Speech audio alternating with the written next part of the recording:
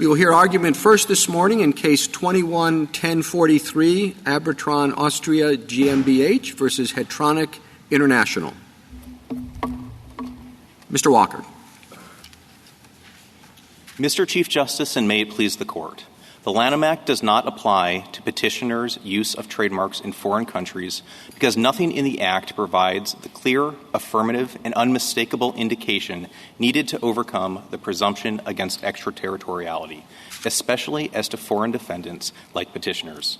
The text of the statute never says it applies to uses of trademarks outside the United States, and it is a foundational principle of both U.S. and international trademark law, embodied in multiple treaties, that trademark protections are inherently territorial and do not extend beyond the borders of the country granting protection. Any argument that the Act departs from that long-standing principle would have to be based on especially compelling evidence. But here, Hetronic International offers only the text definition of commerce, and this Court has repeatedly rejected the notion that commerce language is enough to extend a law to foreign conduct, even if that language otherwise invokes the full scope of the constitutional commerce power. International also invokes this Court's decision in Steele, but Steele, by its terms, addressed only the Act's application to U.S. citizens acting abroad. There is no reason to discard that self-imposed limit and extend Steele to reach foreign defendants like petitioners. To the contrary, extending the Lanham Act's reach into foreign countries would create the very risk of international friction that this Court's current extraterritoriality doctrine seeks to avoid. That leaves the suggestion that imposing liability for foreign sales to foreign buyers by foreign companies somehow qualifies as a domestic application of the Act. But as International itself concedes, applying U.S. law to conduct abroad based on effects in the United States is an extraterritorial application of the law. It is not a way of applying a non-extraterritorial law domestically. Both the text and the focus of the Lanham Act require a domestic use of the mark in commerce. Because petitioners' foreign sales involved only uses outside the United States, they fall outside the Act's scope. I welcome the Court's questions. Could you imagine any set of circumstances where a sale that involves an international transaction could also involve conduct in the United States that violates the Lanham Act? So I think one example here would be the 202,000 euros worth of direct sales to U.S. customers. So those sales involve foreign buyers, the petitioners, who were overseas at the time, but they were sold into the United States to foreign buyers. And I think in that situation, the mark is being used on those goods in commerce within the territory of the United States. And so we have not disputed that that's a permissible domestic application of the Lanham Act here. I don't understand what that difference is from the sales to people in foreign countries who designated the United States as the mailing address. You know that they're buying it to ship it into the U.S. Why aren't you aiding and abetting? And isn't that an effect as direct as the Lanham Act can ask for? You're interfering with commerce in the United States. So 2 points on that. So the 3% of sales of the goods that may have eventually reached the United States. No. There was a bunch of goods in that second category that you sold to foreign buyers for delivery to an address in the United States. So the delivery was actually in the foreign country. They delivered to the buyers in the foreign country. The delivery address on there actually meant that it had to be compatible with, say, FCC regulations, so it could be used in the United States. And so it was being sold to, for example. You're begging the question. Even apart from that, I think what you would have there is the use of the mark in the United States is going to be when that is imported or maybe resold in the United States, when it reaches the territory of the United States. So even if you know that it's going to the U.S., you're not responsible? I think in that situation, it might be a question. You could definitely reach the person who brings it into the United States. But if the foreign buyer, it would have to be on a theory of contributory liability. And there's been no argument here that we would be responsible on a contributory liability theory for people who later brought goods into the United States and may have violated the Lanham Act in the United States that way. Doesn't your view overrule Steele? It doesn't. So explain how. Yeah, so Steele, by its terms, from its very first sentence and throughout its rationale, addressed how the Act applies to United States citizens who are acting abroad and also acting within the United States. It did not address how it applies to foreign defendants. So explain to me how a U.S. citizen in a foreign country who does exactly what your client does, why should they be responsible but you not?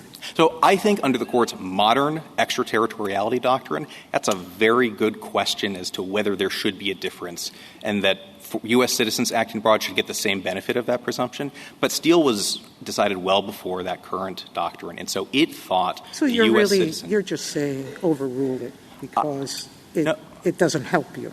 No, I think the holding of Steele is that it applies to U.S. citizens because Congress has extraordinary power to regulate U.S. citizens abroad and does not raise issues of international law. I see Steele as more consistent with the SG's view.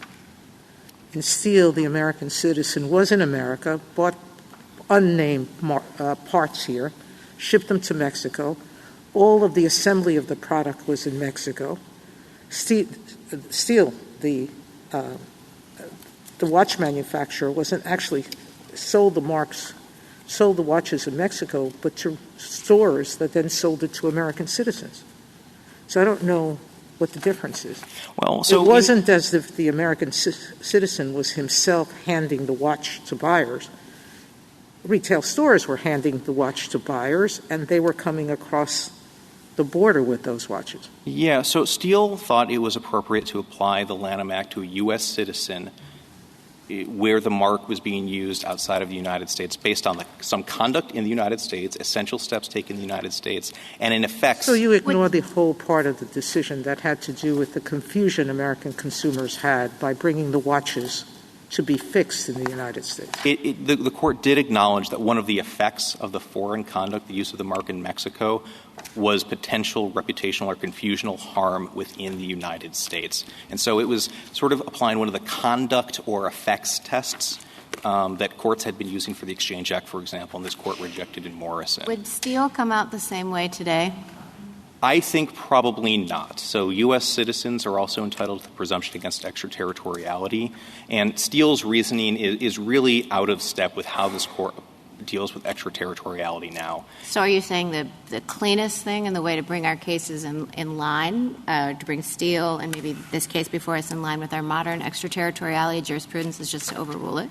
Well, it's certainly that I know you're saying we don't have to. Yes. So I think the cleanest way to decide this case could just say it addressed foreign defendants and not U.S. defendants. The simplest, cleanest way to address the harmony of the law as a whole may be to say that Steele has no further vitality to overrule. So would it be fair to characterize your position as saying Steele would come out a different way today?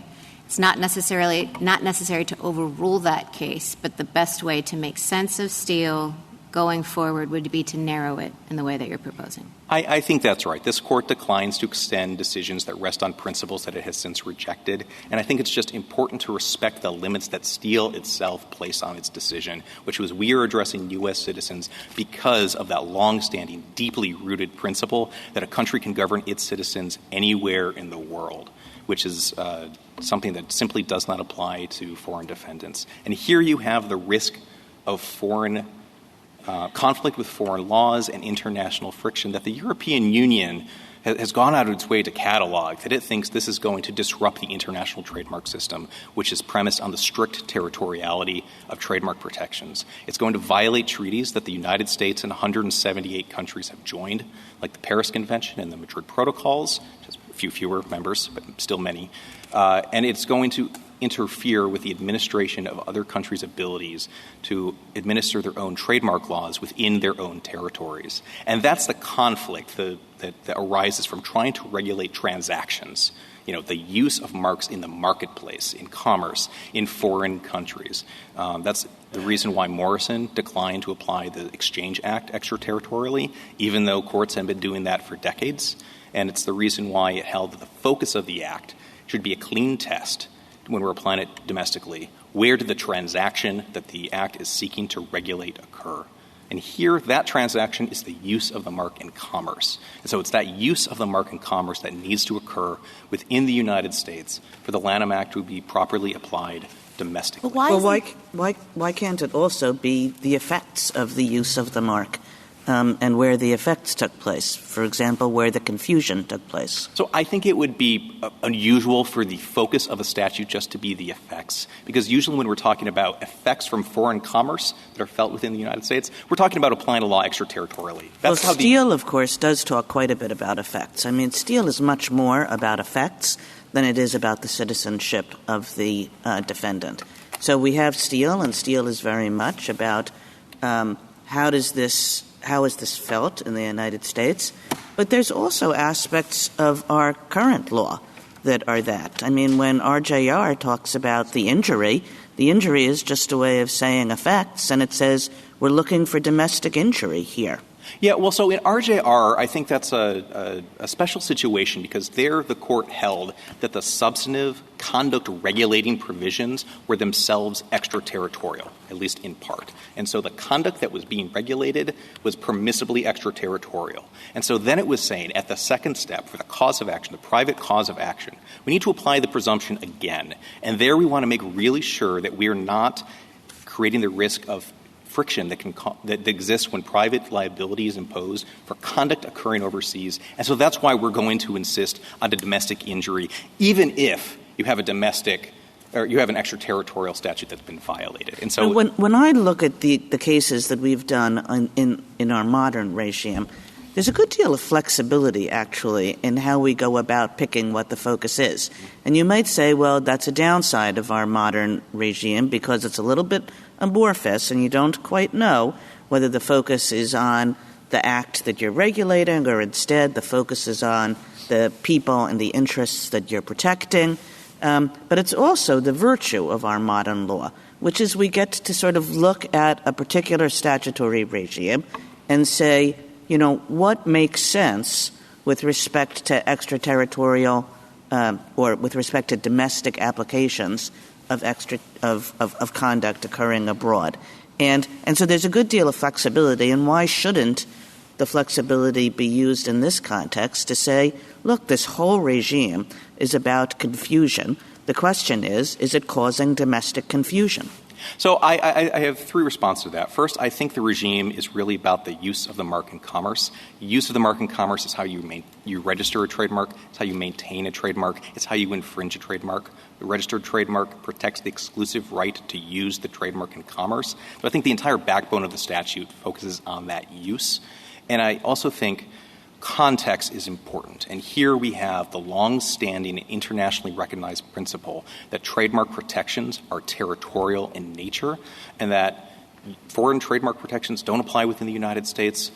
United States trademark protections do not apply in foreign countries. And so the way you can administer that is through looking at a clear test. This is my third point. Morrison asked for a clear test to avoid the confusion and haziness that you might have when you're kind of balancing factors to figure out whether something applies to foreign conduct. Can I ask you, do you dispute that there's no trademark violation if the use of the mark in commerce doesn't cause customer confusion?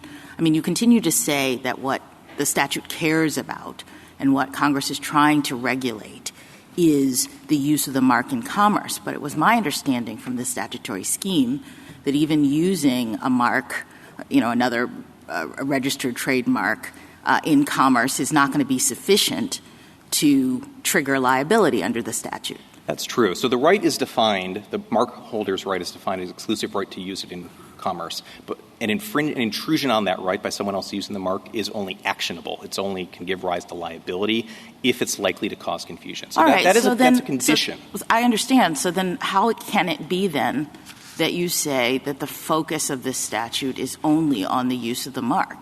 I mean, so if there is domestic confusion about products that are being used in commerce in the United States, they're used in commerce because they're circulating in the United States, people are buying them. We're not just talking about a product that is, in someone's basement or something. They're being used in commerce in the United States. I guess I don't understand why that confusing people. Why isn't that enough? Well, I think if the goods that are marked with the protected mark are being used in the United States, that would be a domestic use. But I guess your test suggests that the maker, if they're overseas, would have to be the one to put it into commerce, or it would have to be, in order for them to be liable, we'd have to have some idea that the maker themselves is using them in commerce in the United States, directly shipping them in. And I'm not sure I understand why that's the case, because I'm sort of hypothesizing, we're walking down the street in Manhattan and we see all of these, fraudulent or fakely branded goods. And if they are made overseas and we can figure out who made them, wouldn't that be sufficient? I wouldn't think so. So obviously anyone who is bringing it into the United States, importation is banned under Section 42 of the Act and under 43B. Anyone who is selling them in the United States, you can absolutely get them. Anyone who's outside of the United States, you'd have to have a vicarious or contributory liability theory that hasn't been asserted here. But going after, counterfeiting is a serious problem, but going after people in foreign countries is something that is fraught with foreign affairs. But why is that extraterritorial? That's all I'm asking. Fine, under the contributory liability theory, which you appear to think is something that can be done here, although not alleged here, why is it extraterritorial to go after the manufacturer of fraudulent goods that are in commerce in the United States? Well, it does raise some additional difficult questions as to when contributory or aiding and abetting qualifies as a domestic application. So it's happy that it's not raised here because the court doesn't have to get into those questions. But in Nestle USA, whether aiding and abetting depended on where the aiding and abetting happened or where the underlying tort happened was a difficult question the court didn't decide. And so I'm not saying that contributory liability would necessarily count as a domestic application, but that would have to be the theory of it for a person who is not themselves using it in commerce. And two other points on the use. So not every use of a mark has to be confusing for it to be subject to liability under the Lanham Act. Olympic emblems, for example. This is 36 U.S.C. 220506C and was addressed in this court's decision in San Francisco Arts and Athletics in 483 U.S. 522. Just using them in commerce without any likelihood of confusion is enough to be But the core liable. of the Act is certainly confusing uses that confuse. And that's, not a purposive question. It's right there in the text of the statute. Repeatedly.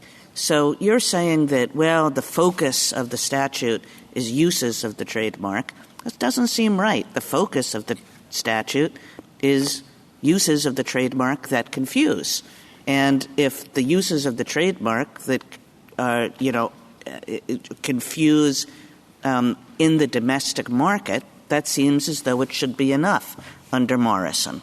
Well, I think in that situation, I think the confusion is certainly a condition for it to be liable, but the use is itself defined as the relevant infringement. That's in Section 33B, 5, and 6 of the Lanham Act. It talks about the use of a mark being charged as an infringement.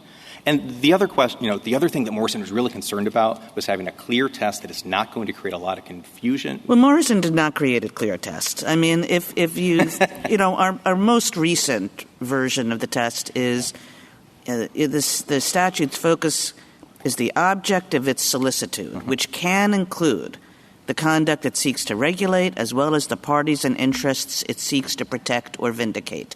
So, in fact, Morrison created a quite flexible test, is that we're allowed to look at a statute and say, what's really the purpose? Sometimes that will be conduct. Sometimes it will be effects. Sometimes it will be one person's conduct. Sometimes, as Morrison shows, it will be an entirely different person's conduct.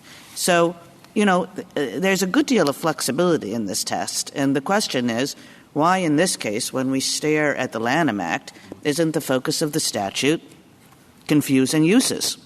Well, I think one other thing that Morrison thought was really important is that, so the focus test itself may be a little unclear, but for each statute, having a clear administrable test was really important, which is why it chose a transaction-based test. And if you're looking to where the likelihood of confusion exists, that's a pretty inadministrable test. It's not even where did confusion exist, it's where hypothetically confusion could have existed. That's not a question that's asked under the current likelihood of confusion test.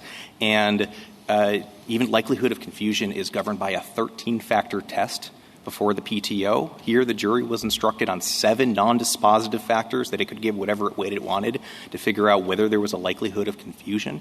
And I think if you have a test that requires juries or courts to balance 7 or 13 factors to decide whether a likelihood of confusion exists in the United States, that's the sort of very difficult to apply test that Morrison said should not be how we apply U.S. laws to foreign conduct. And the trade show example, I think, is a good example of – may I finish? Sure. If trade shows held overseas can lead to domestic confusion when U.S. travelers come back to the United States, and every country in the world followed that approach, you'd have U.S. law applies to a Berlin trade show when a U.S. customer walks by, Swiss law when a Swiss customer walks by, and a Chinese law when a Chinese customer walks by, and that's no way to administer an international trademark system premised on territoriality. Thank you, counsel. Justice Thomas? Justice Alito? Justice Sotomayor? It seems to me that your position in this world of the Internet makes very little sense. Foreign buyers today do what almost all buyers do, which is advertise their goods on the Internet, and they purposely target American customers in America. The fact that they choose to deliver those goods at the border, outside the United States, or into the U.S., to me, should make no difference. They are competing with the trademark owner in the U.S. to secure U.S. customers. And so I just can't see your territoriality rule making any sense, because the case I gave is a version of Steele, frankly. And I don't see why overturning Steele or making it depend on the citizenship of the defendant is important. I think the SG is right. The issue is whether or not these acts are intended to cause confusion in the U.S. And that Internet sale, to me, is clearly intended to violate the act. So insofar, once those goods come to the border, the importation, the sale in the United States absolutely falls within the Lanham Act. But not by you, the manufacturer. You advertised it, you delivered it to the border, and said to the customer, come with your truck or pay a freight forwarder to bring it to you across the border. Well, you're saying to me that's not actionable. Well, barring some contributory liability, vicarious liability, I think that's right. The fact is, why does that make sense? Well, given the purposes of the Lanham Act. So the Lanham Act was enacted in 1946, and if it doesn't perfectly match with how the Internet works today, that's understandable. Congress has actually updated in certain ways to address the Internet. But what Congress did was say it's not just the use of a mark, it's the use of the mark with the intent to confuse or confusing people.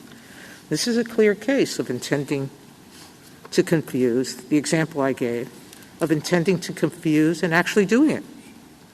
Yeah. Well, so I do think if it's ever going to reach someone who is only using the mark outside the United States, it would have to be because there is that domestic effect of confusion. So that's part of your brief. You pretty much accept. You say as an alternative, don't rule for them, the other side, but accept the SG's test, basically. That would be the outer bound. Yes. Okay. Thank you. Justice Kagan, anything further? Justice Gorsuch? Justice Kavanaugh? Justice Barrett? Justice Jackson? Can I just ask you about a hypothetical, because I'm just trying to understand what it is that you're saying. So we have a German manufacturer of handbags who makes his own handbags, but then also starts making knockoffs of Coach handbags, putting the mark on it just like Coach. And he has no intent of ever giving them or getting them to the United States. He sells only locally in Germany, and none of the bags ever get to the United States. Would it be an extraterritorial application of this statute if Coach tried to sue them? If I'm understanding correctly, yes. The use of the mark is entirely outside of the United States. All right. Same facts, except a group of American students, college students, spend a semester abroad in Germany. They buy the handbags, knockoffs of Coach. They come back to the United States, and people who see them with these bags are really confused because they look like Coach bags, and it starts actually diminishing Coach's brand because the bags are shoddy and people are confused and Coach is unhappy because people think they're their bags. If Coach sues, is that an extraterritorial application or no? There would be. The use of the mark is occurring outside of the United States. Coach's remedy, as the court explained in Microsoft versus AT&T, is to get German trademark protection, EU trademark protection, and enforce those rights there. Even though the confusion in the damage to goodwill is in the U.S., still extraterritorial. Yes, and I think one reason why that's the right answer is it would have U.S. liability, potential treble damages, something most of the world rejects, turn on how likely do we think it is that American students are going to be coming to this town in Germany and buying handbags. So you'd have the same answer with a third version of this hypothetical, which is the American students are themselves very entrepreneurial, and they take $100,000 and they buy a bunch of these bags, and then they bring them back to the United States, and they put them into commerce in the United States. They're on the street selling them. They're creating their own websites selling them. Coach figures out that these students aren't the ones that are really making the bags. The bags are being made in Germany by this company. Same result for you? No extraterritorial? That would be extraterritorial if Coach tries to sue the manufacturer. The manufacturer in Germany, yes. The students who are selling and advertising the bags in the United States, they can go after them. That's a domestic use of the mark in commerce. Thank you. Thank you, counsel. Ms. Hansford? Mr. Chief Justice, and may it please the Court. The Court of Appeals was mistaken in giving the Lanham Act sweeping extraterritorial reach. At the first step of the two-step framework, the provisions here contain no clear affirmative indication of extraterritorial application. And at step 2, the focus of each provision is consumer confusion, which is the touchstone of trademark infringement. A use of a trademark that causes a likelihood of confusion in the United States is actionable, just like a misrepresentation made abroad about a security listed on a U.S. stock exchange is actionable under Morrison. That interpretation best makes sense of Steele, and it leads to a common sense result. A defendant is not liable for transactions that confuse only foreign customers, but a defendant who causes confusion in the United States misappropriating U.S. goodwill is liable. And although the difference between the government's position and petitioners is small, it is meaningful. As Justice Sotomayor observed, petitioners would exclude from the Lanham Act's coverage here $2 million worth of products they knew would be used in the United States, confusing U.S. consumers, simply because the purchasers, rather than petitioners, arranged for the particular shipment of those goods into this country. I welcome the Court's questions. So in order to reach your conclusion, would you have to use an effects test, or would you be relying on the conduct of a petitioner?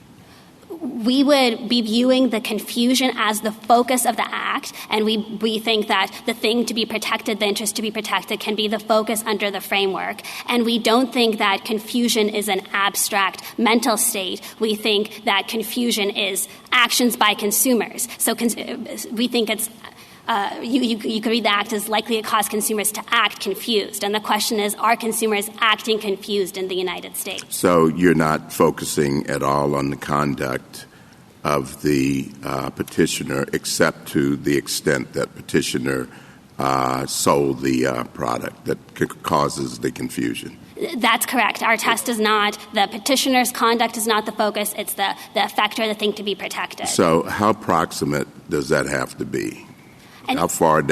What if petitioner sold it to one person, who sold it to another, who sold it to another, who sold it to the students, who sold it to someone else, who then brought it in the United States? Proximate cause is an important limitation in our theory. We think under this Court's decision in Lexmark, proximate cause under the Lanham Act is the injury, the confusion has to flow directly from the use. So in a situation like that, proximate cause likely would not be satisfied. Have we used this, have we applied this approach in internationally in a Lanham Act case, or is this a new test? I think it's the standard two-step framework. I don't think this Court has considered the Lanham Act. I guess I'm not aware of a case in which this Court has applied this test. Would listing the product or the product's appearance on the Internet anywhere always constitute causing confusion? I mean, you have to assume somebody's going to look at it at some point and might be confused. I don't quite know the extent to which your test has any limits at all. No, I don't think listing it on the Internet in general would be actionable because there needs to be a proximate link to particular U.S. confusion. So just the possibility that somebody might see it and become confused is not enough. It needs to be that this particular use directly, that confusion will flow directly from a particular use. Well, your distinction, I think you said two things that sound exactly the same to me. I mean, let's say there is an appearance on the Internet. Somebody looks at it, and that person thinks, oh, that's a nice Bulova watch, or that doesn't look too good. Is that enough?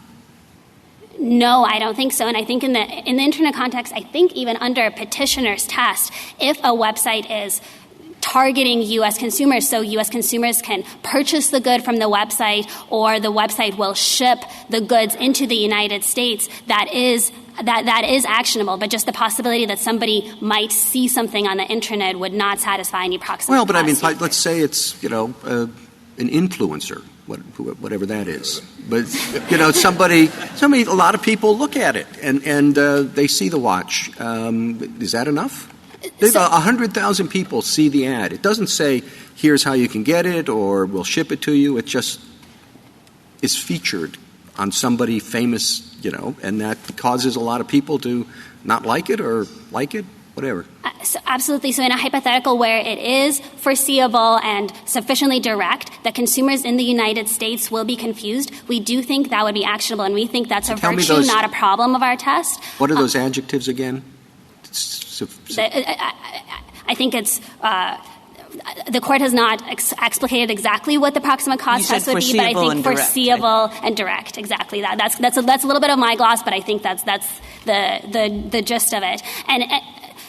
But I think a key limitation on that would be what relief would be available. And the injunctive relief, in order to enjoin that, it would need to be an injunctive relief specific to the Lanham Act violation, which is the confusion of U.S. consumers. So you could tell the website you cannot ship these goods to U.S. consumers, but you can't tell it not to ship the goods to anybody. And if there's no relief, if U.S. consumers are 5% of the people who see this, and so there's really no injunction that would prevent the harm to U.S. consumers without being overbroad, there wouldn't be any relief that's available. But I do think we want that situation to be covered by the Lanham Act, because otherwise it is just a license for people to go to the other side of the border or go in any other country and put things online that are impairing the goodwill of U.S. products. And because their physical actions are occurring abroad, they would be immune. And I don't think that's the best treatment. Under your test, does it matter whether the mark is validly registered in the country where it's used? Suppose it was validly registered in that country, but it is likely to cause confusion in the United States and does, in fact, cause confusion in the United States. Would you say there's liability there? Justice Alito, there would be liability under the Lanham Act, but we think that is precisely the situation where international comedy would come in and take care of it. And I think that the exact same... Well, how would that work? International comedy would come in and take care of it.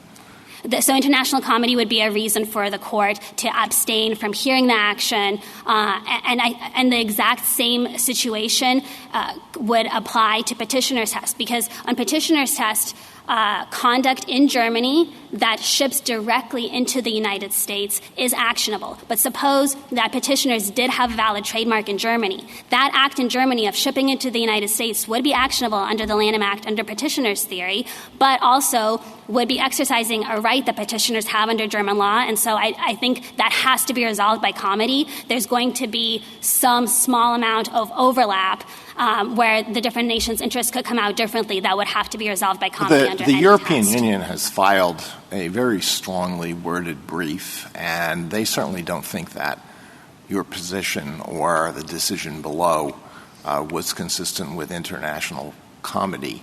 What is the reaction of the United States to that strong protest from the European Union? So I disagree with your reading of that brief, Justice Alito. We completely agree with the European Union that the decision below is deeply problematic and that it gives extraterritorial reach over foreign goodwill. But the European Union's brief is in support of neither party, and it asks for no extraterritorial application, no application under Step 1. We view the European Union's brief as aligned with us and not taking a position between our position and petitioners, because, of course, what we're doing in a Step 2 inquiry is trying to figure out which we agree that the Act applies only domestically. Only domestic applications are actionable. And then petitioner and we are just arguing about what constitutes a domestic application in this context.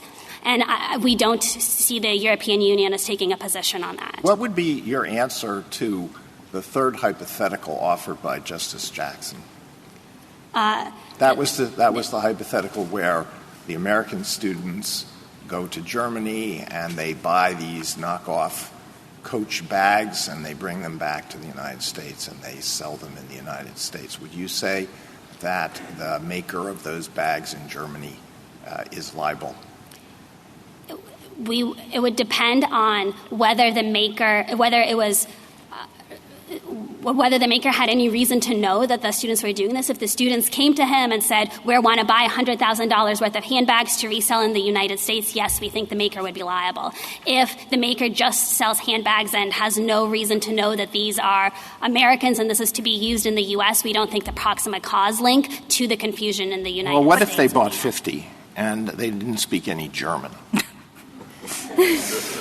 And they were wearing a T-shirt with the name of an American college on it. Yes, in that situation, I think that the proximate cause, it would be foreseeable that this would cause confusion in the United States and the Lanham Act would apply. Of course, there would be a question of whether there's personal jurisdiction over the seller in Germany, which I think is normally a major limitation. And another limitation would be the particular relief that would be available. What if they bought 10? Same answer, but if there's, but there. Wait, why does it turn on what the seller intends in that way? I mean, I had understood that at least in some commentators thought this statute, the Lanham Act statute, was sort of a strict liability statute. So if the 10 turn up on the street in Manhattan and they're being sold and causing customer confusion, does it matter whether the manufacturer knew that, intended that, thought that? Why does that matter? Because a particular use needs to proximately cause the confusion, and I think if it's not foreseeable to somebody sitting in Germany that if they sell something is going to end up on the streets of the U.S. in a way that— I don't understand that at all, why the foreseeability has anything to do with whether there's proximate cause, meaning a link between the manufacture of these knockoff bags and the confusion in the United States.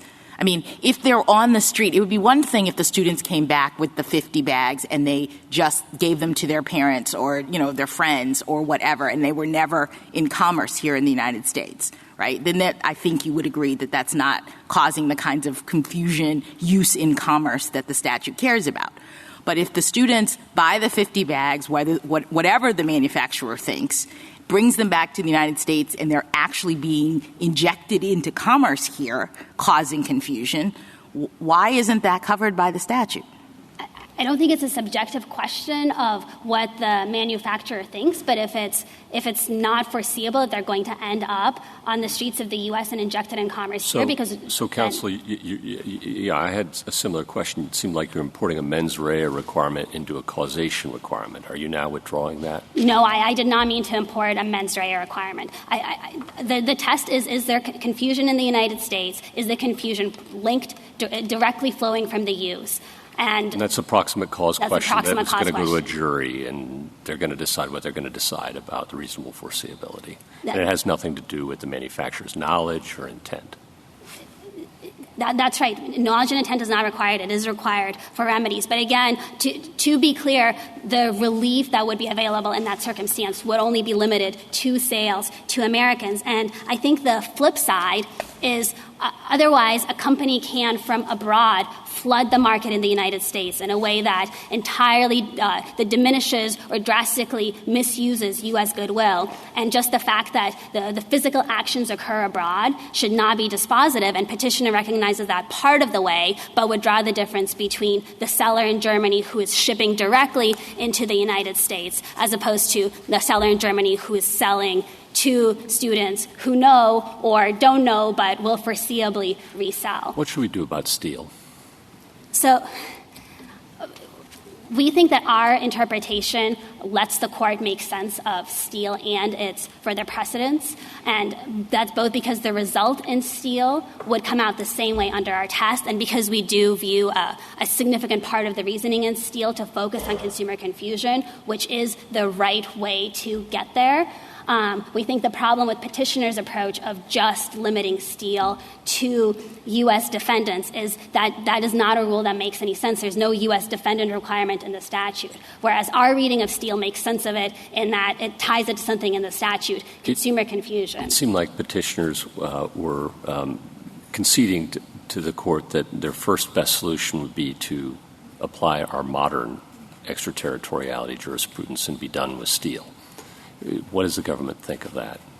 We agree that you should apply the modern jurisprudence, and we think you can do that without overruling Steele, both because it's consistent with the result, the key aspect of the confusion reasoning, and just because of how amorphous Steele was. We do think it would be different if Steele had set out something that was a specific test. Then that test itself would have stare decisis force. But given how Steele was actually reasoned and the ability to kind of replicate it using this court's modern framework, we do think that's what the court should do. Let me put it in my own words, see if you agree with it, and you don't have to. That there's no impediment in Steele, as you read it, to applying our modern jurisprudence. I agree with that, and I do think that our approach is more consistent than petitioners. It is more true to Steele, but I agree fundamentally that there's not an impediment in Steele to applying the modern jurisprudence. Thank you, counsel. Justice Thomas? Justice Alito? Under your test, citizenship is irrelevant, right? That's correct. But in Steele, it seems to have been quite relevant. The very first sentence of the opinion points out that it defines the issue, and it refers to a citizen and resident of the United States. So you are really asking us to overrule Steele in part, are you not? We do disagree with that aspect of Steele. Now, it's not presented here, so you don't need to opine on it. We think the better reading is that it's not that it's not a relevant factor. But there are, for instance, Steele also reached his conclusion as a matter of subject matter jurisdiction. It thought this was a question of subject matter jurisdiction. It's pellucid under this court's precedents. That's not correct. And I don't think the court would have any hesitation in saying, well, that piece of the reasoning was incorrect. And so we view the citizenship as a little bit of something you can set aside, just given the ability to apply the modern framework and replicate kind of the heart of Steele in terms of the confusion. Well, I'm not sure how that links with the issue of stare decisis. So are you saying that Steele has already been essentially overruled, or are you saying that we should partially overrule it by getting rid of the citizenship element? I guess I think of stare decisis as attaching to the holding of the case, and particularly because it doesn't set out a particular test. It just sets out these three amorphous factors without saying how they should apply. The courts of appeals have taken themselves as free to form different tests based on Steele because of how amorphous it is. So I don't think anything needs to be overruled, even though there are aspects of Steele that the court would not bring forward. But again, on the citizenship in particular, while we don't see a principled reason in the text that citizenship should be relevant, and so it's hard to turn on that as a distinction of Steele, the court does not need to opine that in this case because this is not a U.S. citizen. Well, if I were looking for the holding in Steele and I were back in law school, I might look at the first sentence of the opinion, which says the issue is whether a United States district court has jurisdiction to award relief to an American corporation against acts of trademark infringement and unfair competition consummated in a foreign country by a citizen and resident of the United States. So you say it's not a jurisdictional issue, and it doesn't matter whether it's a citizen or a resident of the United States. It sounds to me like you're asking us to overrule Steele in part. Justice Alito, if you read that as the holding in Steele, then I think that this is just a situation where Steele presents no impediment because it's not a U.S. citizen issue, and then you would kind of take Steele out of consideration in deciding between us and petitioner's position, and we think that our position about what the focus of the statute is the correct one from first principles. The core of trademark infringement is consumer confusion, and if ever there were an object of solicitude, I think this is a really good example, in addition to being really parallel to the structure in Morrison. Justice Sotomayor? So, Justice Alito talked about the European brief. I am reading from page 21 of that brief, and the brief says, substantively, the union law, they mean the European Union law, test for infringement is similar to the U.S.'s likelihood of confusion test. A court in any member country, including Germany, that is competent to rule on trademark infringement would assess whether there exists a likelihood of confusion on the part of the public. And it goes on to say that the test for that in these member countries concerns use that occurs in the Union or in individual member countries. Consumer confusion includes acts of targeting customers in the territory of the Union, but it excludes the mere accessibility on a website of the territory covered by the trademark. That's so right, Justice that's Sotomayor. very consistent with what you're saying, correct? Yes, I think that is consistent. The European Union itself seems to define consumer confusion in a way that reaches acts abroad, putting up a website, taking down a website, as long as it has particular effects. And the German professor's brief also gives the example of negligent causation of a patent infringement within the German territory. If you're causing it from abroad, but the infringement is within. So I do think that I'm not saying that our law is on all fours with the laws of European countries, but this question of exactly what acts from outside that reach the goodwill within the country, I think that I think we're on a big picture level using similar approaches. Justice Kagan? Ms. Hansford, I think everyone might be underselling Steele here. I mean, it's true what Justice Alito says about this first sentence sets up the question in an odd way. But the actual holding and heart of the opinion is on page 286, and that's where the court says, okay, we deem the Lanham Act scope to encompass petitioner's activities here, and then it says why. Why do we deem it that way? His operations and their effects weren't confined within the territorial limits of a foreign nation. He brought component parts of his wares in the U.S., and Belova's filtered through the Mexican border into this country. His competing goods reflected adversely on Belova's trade reputation in markets cultivated here as well as abroad. So in some ways, I mean, what Steele says here on page 286, it doesn't use the two-step terminology that we've developed, but this is basically the second step as we've understood it. I agree with that, Justice Kagan. I think the best reading of Steele is that it's the test is remarkably consistent with the test that you would reach under the modern framework. So this is not a situation where you need to, now that you're considering how to interpret the Lanham Act, reject this court's modern precedents and adopt some textual amorphous approach, because Steele reaches the right result. It says that consumer confusion is the focus. For exactly the reasons that you're suggesting we ought to apply under what has now become a structured second part of a two-part test. Yes, so we think that Steele is consistent with our approach and is a great reason to rule for us and to pick our position over petitioners. But we also think you can get there various other ways. Justice Gorsuch? The focus of a statute.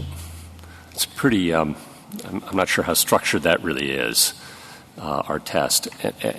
I think of it this way, that the question is when does the legal action accrue?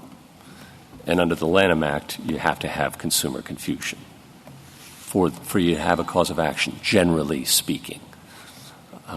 what's wrong with thinking about the focus of a statute as when it accrues? And the result in this case is that consumer confusion is the focus because It doesn't change the outcome. Yes. It's just instead of asking kind of a metaphysical question about a statute's focus, which seems to me to kind of call for a legislative seance, what were they really up to? We could just ask when the cause of action accrues. Is there any daylight there in your mind? So there does not seem to be any daylight in this particular case. Standing here, I'm not entirely sure whether it would cause problems in other cases. It seems like a reasonable approach. The one thing I would say is I do think that there's some flexibility in the inquiry because you're trying to understand what it was that is the object of the statute's solicitude, such as that's the part that Congress wanted to apply. That legislative seance thing, yeah. The legislative seance thing. Okay. But I do think that what you're saying about when the cause of action accrues in many ways tracks what the court did in Morrison because it emphasized that it wasn't just a misrepresentation. It's the subset of misrepresentations in connection with the securities markets. So that does seem consistent with the mode of reasoning in Morrison, and precisely the mode of reasoning we think determines this case in our favor. It's just that I don't want to commit to that position without thinking through all the implications. Thank you. Justice Kavanaugh? In how you would deal with Steele, I think you're saying that it would be a mistake to leave the law after we decide this case in a place where there's a different rule for U.S. defendants and foreign defendants. Yes, I think that would be one technical way of getting around Steele, but it's not ideal because it does not make a lot of sense why that would be a distinction. There's just nothing in the statute that distinguishes between the different types of I agree with that. And then can you add to that, would there be problems created by having one rule for U.S. defendants and a different rule for foreign defendants and how the statute applies? I get your point about the logic. I'm wondering if the logic translates into real-world problems as well if you left the law in that place after we try to deal with Steele. Well, I think if you allow the statute to have extraterritorial reach where U.S. defendants are involved, the problem is still that allows the U.S. to regulate consumer confusion in other countries and to regulate misappropriations of foreign goodwill anytime you have a U.S. defendant. And so the comity considerations in that circumstance may be a little bit less because it's a U.S. defendant, but we still think it's a problem to have U.S. law be governing effectively the trademark rights under the territoriality principle in other countries. Thank you. Justice Barrett? Justice Jackson? So I, like Justice Gorsuch, are trying to figure out what's really going on here in terms of, whether it makes sense to talk about the statute's focus in this way. And I guess I'm struggling with what appears to be your reticence to have use in commerce be a part of the focus. I thought of it as use in domestic commerce, meaning these items are circulating in domestic markets in a way that causes customer confusion. And if you think of it in that way, I think that you avoid some of these hypotheticals about Internet, manufacture overseas, advertising overseas, that are just confusing people in the abstract in the United States. The items have to be here being used in commerce domestically, and that's causing confusion. Is that a problematic way to think about this? So we would disagree that I think that would be kind of having two focuses. Yes. But it's not, I guess it's not clear in that situation. The court has never had two focuses before. Not in Morrison? You didn't read Morrison as having more than one focus? No, we think the misrepresentation can happen abroad, and I think there are different focuses for different parts of the statute, but at any particular time, there's just one. And I guess to give you a more concrete reason, I think that on our view, if there's confusion in the U.S., that's true even if there is no commerce in the U.S. So in this case, if the purchasers bring in goods just for their own use, but they're bringing in the Bulova watches for their own use and they're breaking and they're forming a bad impression of Bulova here in a way that impacts their future sales. We don't think that it matters that the purchasers weren't reselling the watches or that there wasn't additional commerce going on I in see. the United That's my States. step 2 hypothetical. You think it still covers. I mean, that's my second hypothetical. The students are bringing the bags back just for themselves, and they're breaking down, and people are going, ugh, we don't want to buy Coach bags as a result. You still think the statute We covers still that? think that's covered. Thank you. Thank you, counsel.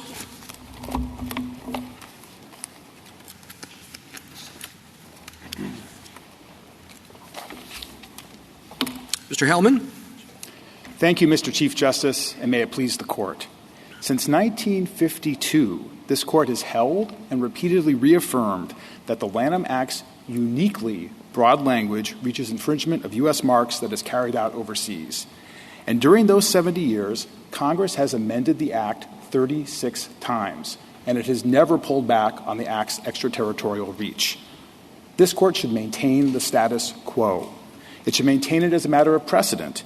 The Lanham Act has been this Court's go-to example of a statute whose, quote, sweeping language reaches to the limits of Congress's powers and differentiates it from other, quote, boilerplate statutes. What this Court said in Steele, in Aramco, and in Morrison should not be cast aside. The Court should also maintain the status quo because petitioners' policy arguments fail on their own terms. As of 2018, there were 72 cases considering the Act extraterritorially as to foreign defendants. For all of petitioners' predictions of conflict, not one of them granted relief under the Act where the defendant possessed superior foreign rights. Instead, what the Act has done is to protect U.S. mark holders with a much-needed remedy in cases just like this one against foreign trademark pirates who market knockoff goods that siphon the goodwill and sales of U.S. mark holders. 70 years of experience shows that the floodgates haven't opened and that the Lanham Act has instead served as a bulwark against infringement that has an obvious and substantial, and in this case, a decidedly intended effect on U.S. commerce, just as Congress provided. Petitioners' demand that the Act should now be weakened should be addressed to Congress, not this Court. But even if the Court were to conclude that the Act applies only domestically, it should still affirm because petitioners' infringement implicated both concerns of the Act here, harm to mark holders and harm to consumers.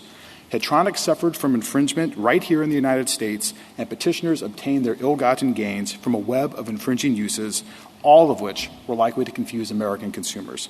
And with that, I'd be happy to answer the Court's questions.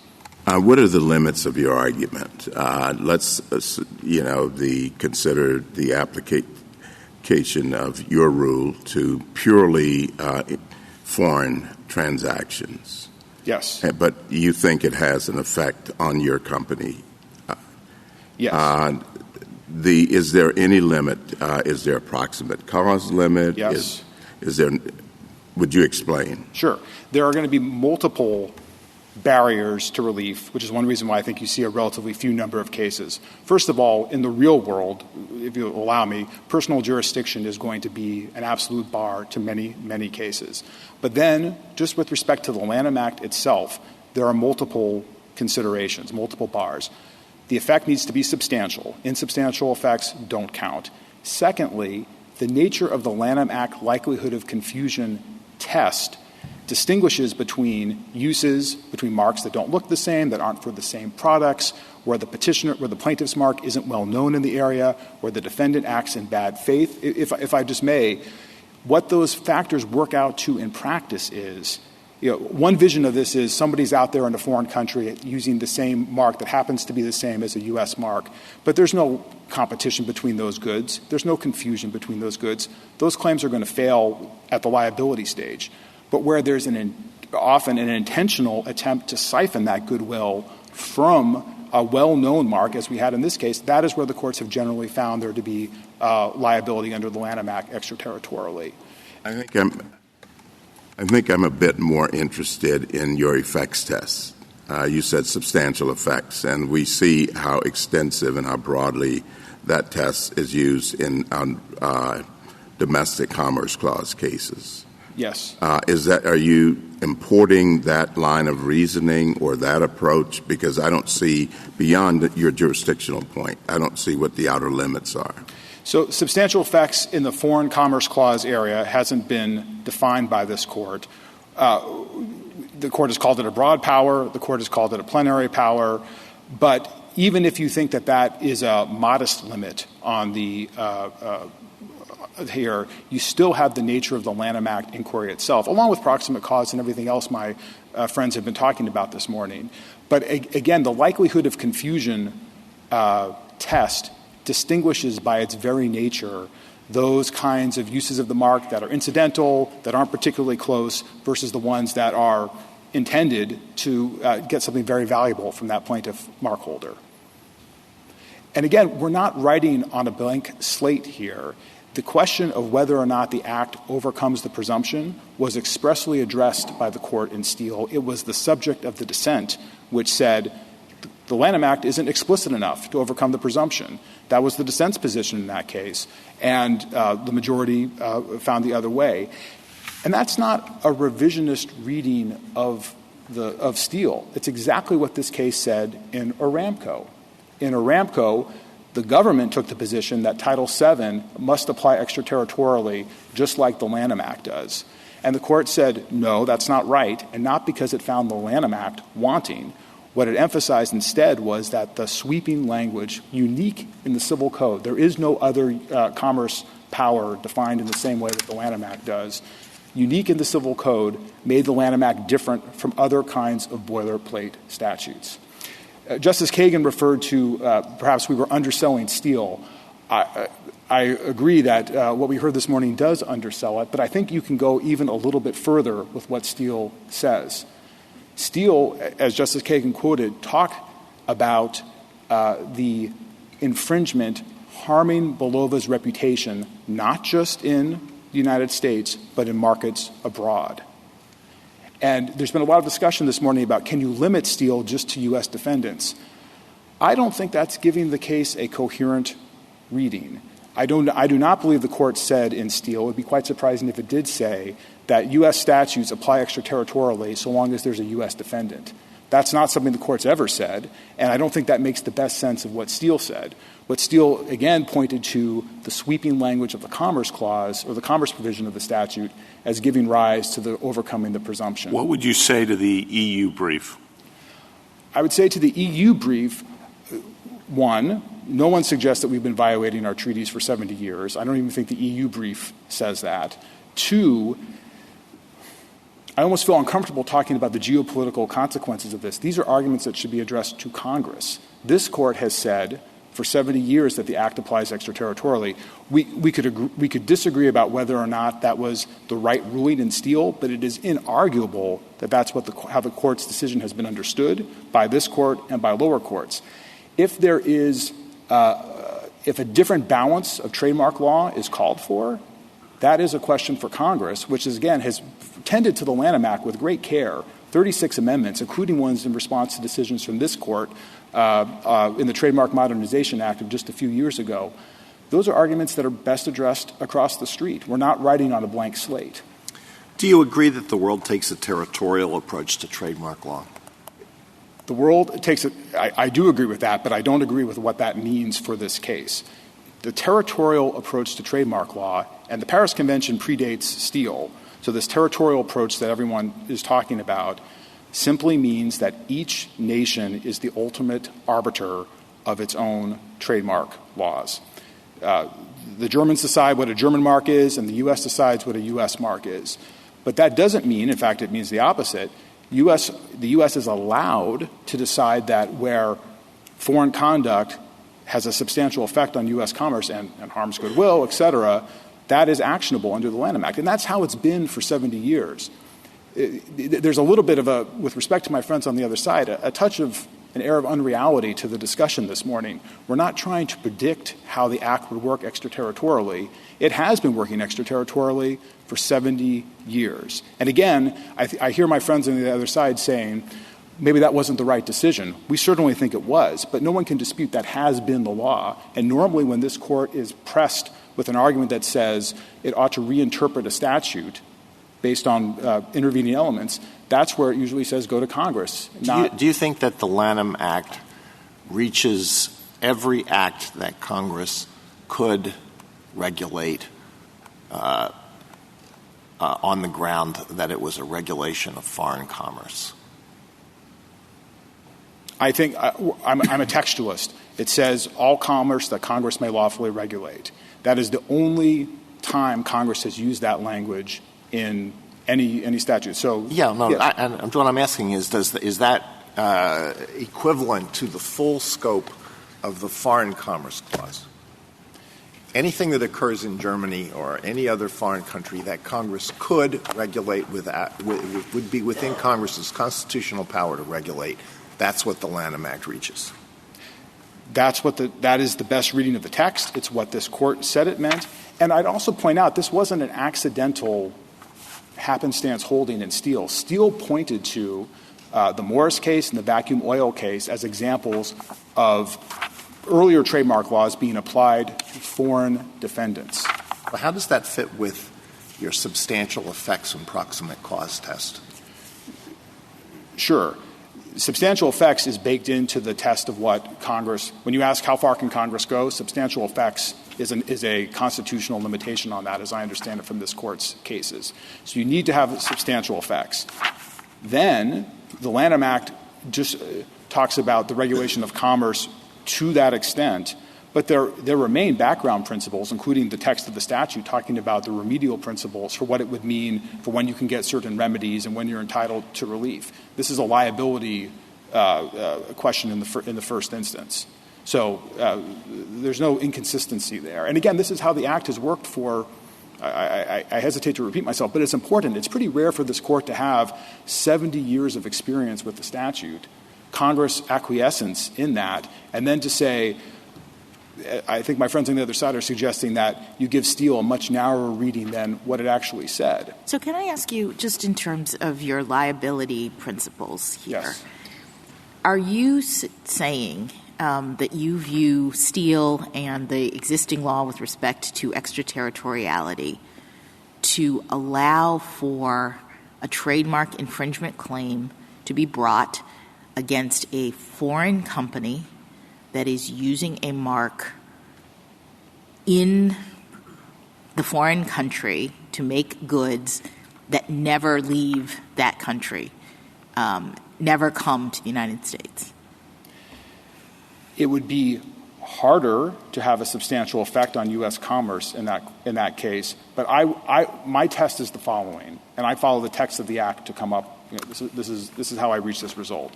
The question is it a use in commerce, meaning a use in commerce that Congress can regulate, that is likely to confuse? But Congress can't regulate foreign commerce, correct?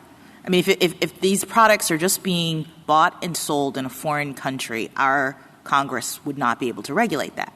I think that's probably right, Your Honor. All right. So even if that use in commerce in a foreign country is causing domestic confusion somehow, let's say people see it through the Internet, they see it on television, they're somehow confused. I don't know. I can't think of a way, but let's say that's the case. Is it your view that even if we can determine that there is a substantial effect, people stop buying the original product in the United States based on the fact that there is a mark being made on this product in another country, but those items never reach the United States, your view is the Act applies?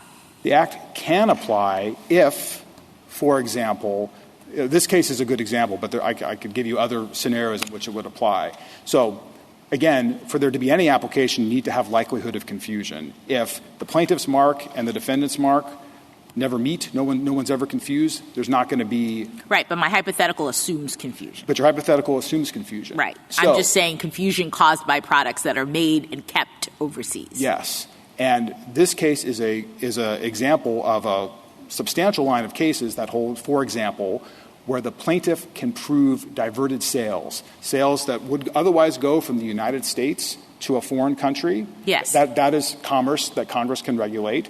It's done it for 100 years in the antitrust context. Foreign collusive behavior that harms U.S. exporters, long been actionable in this country. So even if the goods stay in Europe, which they don't necessarily do in this case, but just on your hypothetical, even if they do, what we showed in this case and what other plaintiffs have shown is that where you have that likelihood of confusion and you have those diverted sales, that is an effect on U.S. commerce. It absolutely is. But, of course, that wasn't really the facts in Steele, right? So we don't get that from Steele. You're getting that from what? I do get it from Steele, Your Honor. Steele does have the genesis of this because Steele talked about but the watches made their way into the United States. Some did, and some goods here did and as then well. Went into repair shops here, and that was in commerce here. That was part of Steele, Your Honor, but there's more to Steele.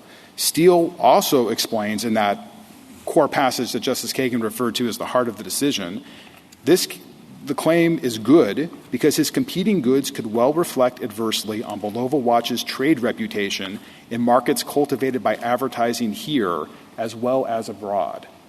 The court understood, as I think it faithfully would, consistent with the nature of the commerce provision in the case, if Hetronic, my client, isn't able to sell to those German customers, notwithstanding the fact that it has spent a lot of time and effort to become well known to them due to an infringing conduct, that's exactly what Steele was talking about. And that's exactly how Steele has been interpreted in the intervening 70 years.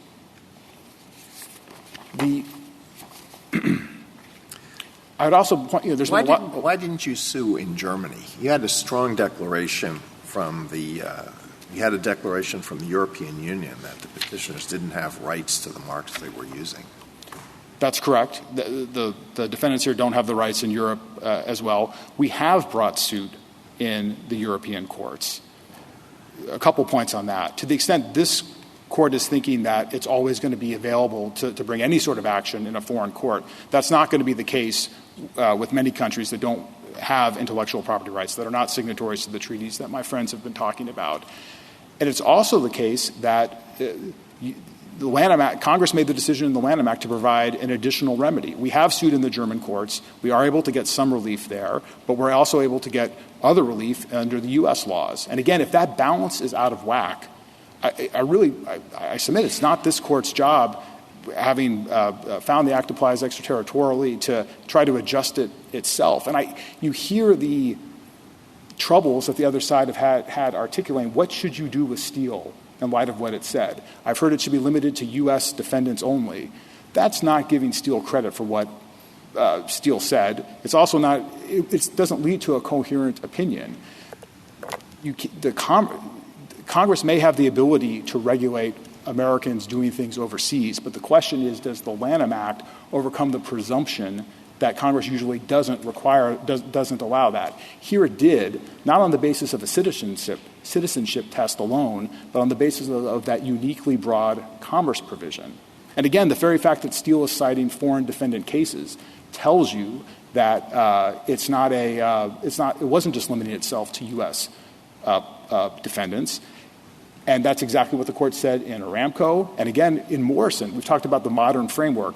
The very case that inaugurates the modern framework holds on to Steele as saying that is an example of a statute that applies extraterritorially, and not in a passing observation. It made the point affirmatively to rebut an argument by the government that the Lanham Act wasn't, in fact, an extraterritorial statute.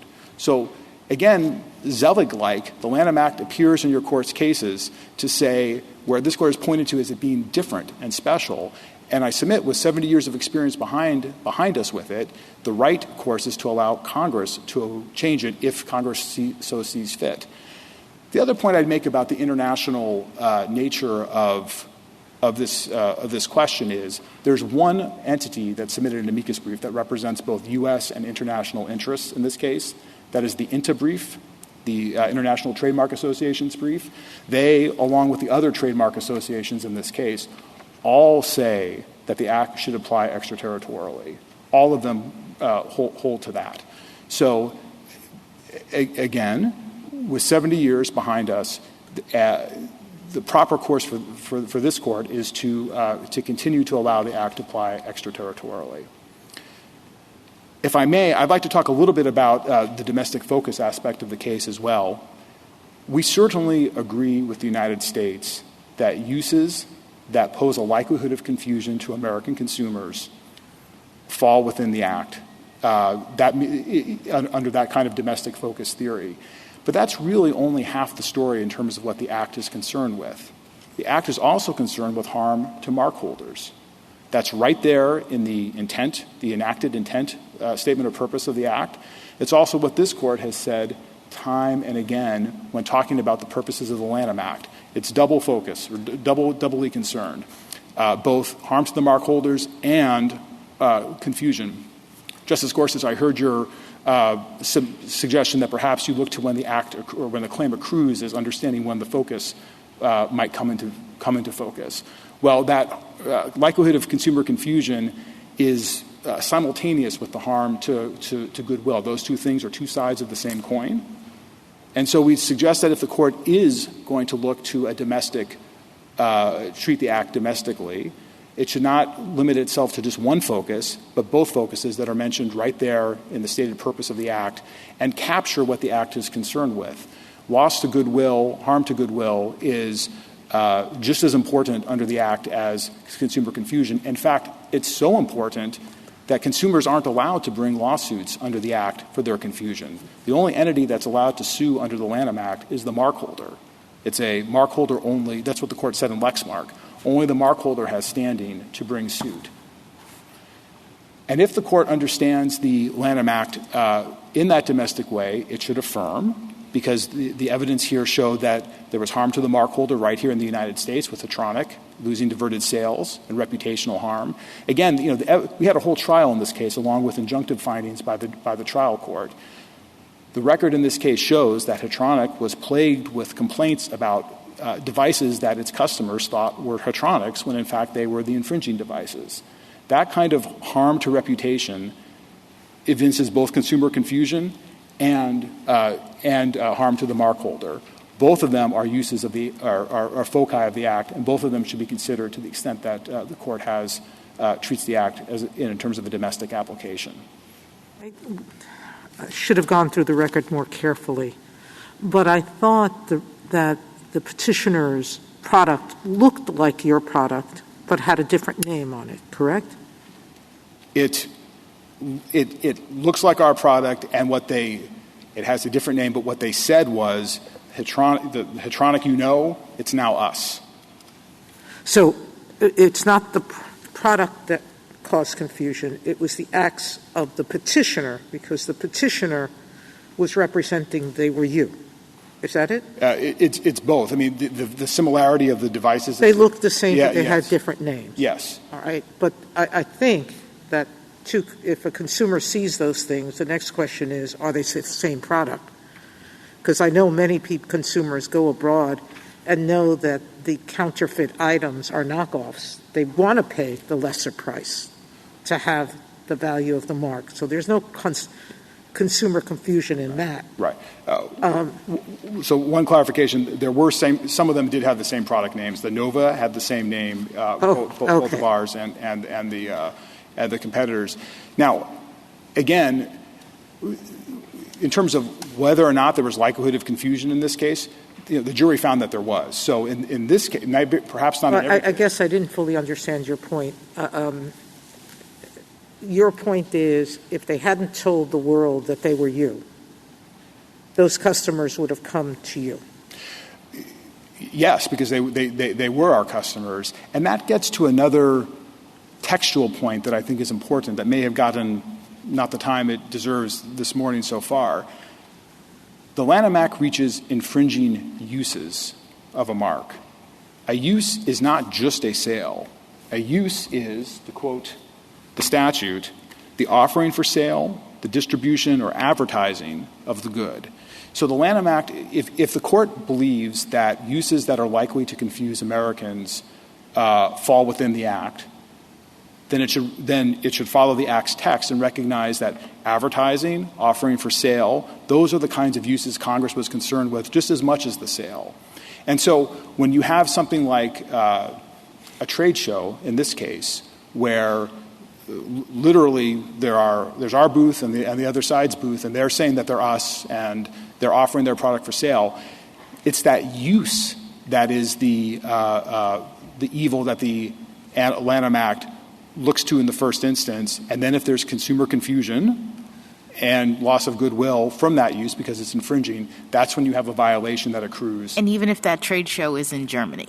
Even if that trade show is in Germany, because otherwise you're going to be setting up a system where you really will be giving a recipe to infringers to target Americans, to flood foreign markets with foreign goods. Well, I understand, but you're saying that Steele actually goes as far as saying that if there's a trade show in Germany where you're there with your products and what's the name of this? Abitron? Abitron is there with their products in two adjoining booths, that's a violation of the Act just because they're advertising products that are using your marks? It could be a violation, and was in this case, because of the likelihood of confusion that resulted from that use. It's not going to be the case. I don't know what marks are being used around Europe or in other countries right now. Most of them aren't marketed side by side with the real thing, with someone claiming that they're the actual mark holder. That's what this case is, and that's why that use was likely to confuse Americans. And and even under the government's test, if it's likely to confuse Americans, then that is the kind of use that the Act prohibits.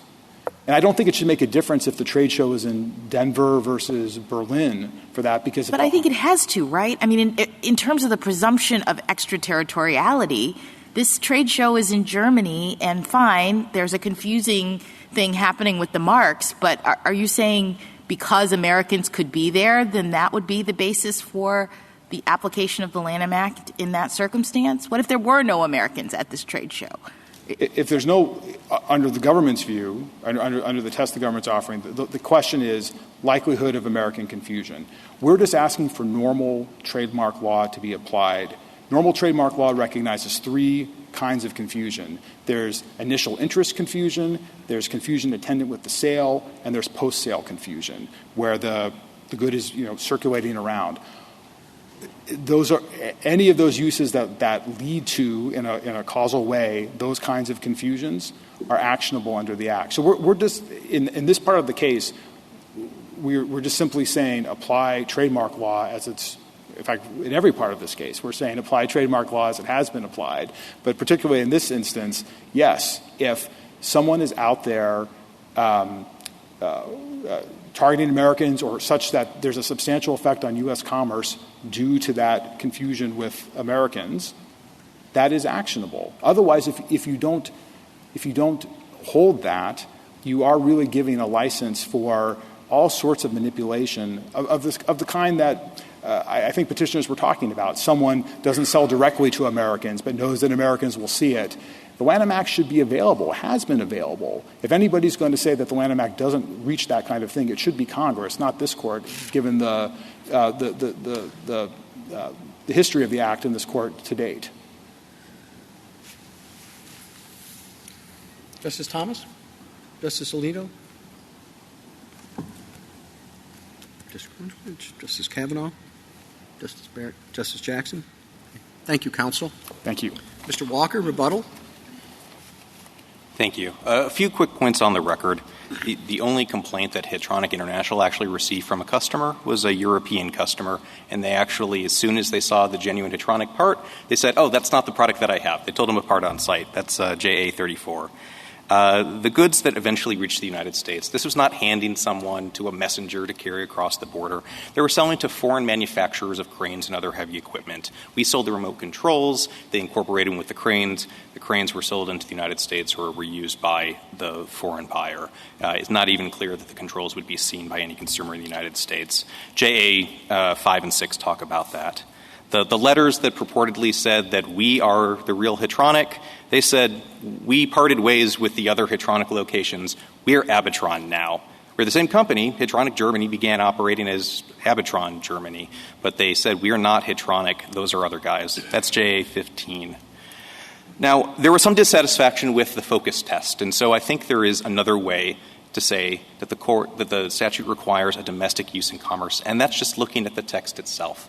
So sections 32 and 43, the causes of action, they require the use of the mark in commerce. And now, as the government correctly recognizes, The commerce definition does not overcome the presumption against extraterritoriality. So that means it's talking about domestic commerce. It requires a domestic use of the mark in commerce within the United States.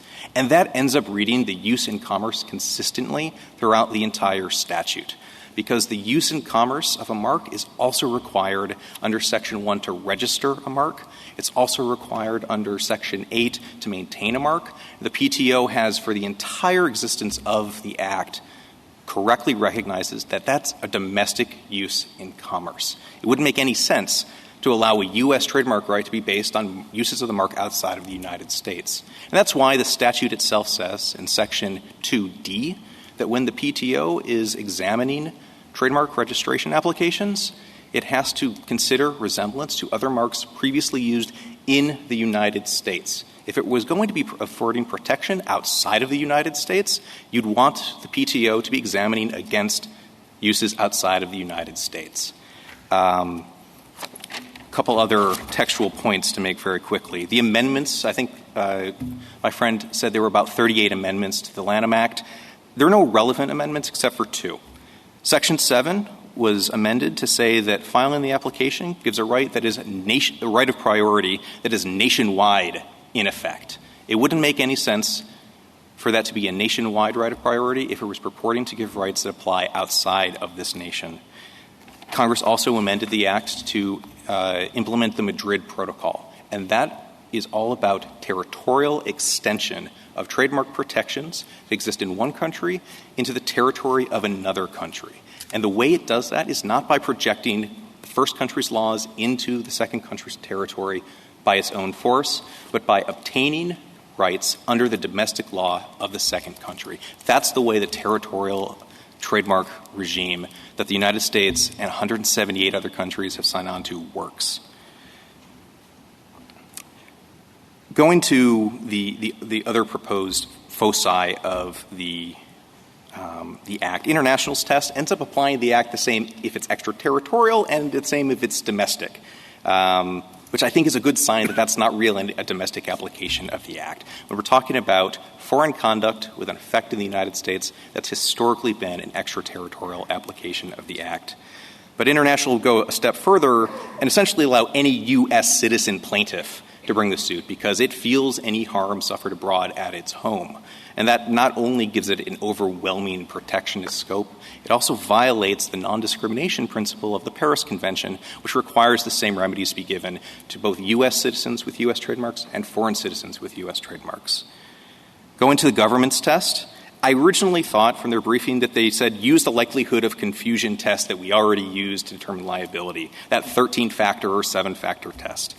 But now they say it actually needs to be actual confusion, not just a likelihood of confusion. I'm not sure how they've reconciled that with the text of the statute, but that's yet another test departing from current law. It's not just an off-the-shelf test.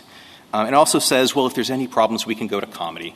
But comedy has never been a substitute for rigorously enforcing this court's extraterritoriality doctrine, and it adds another 7 judge-made non-dispositive factors to figure out whether U.S. law ends up governing conduct and transactions that are occurring in the territories of foreign countries. The focus test might be flexible, but it favors an administrable test. Thank you, counsel. The case is submitted.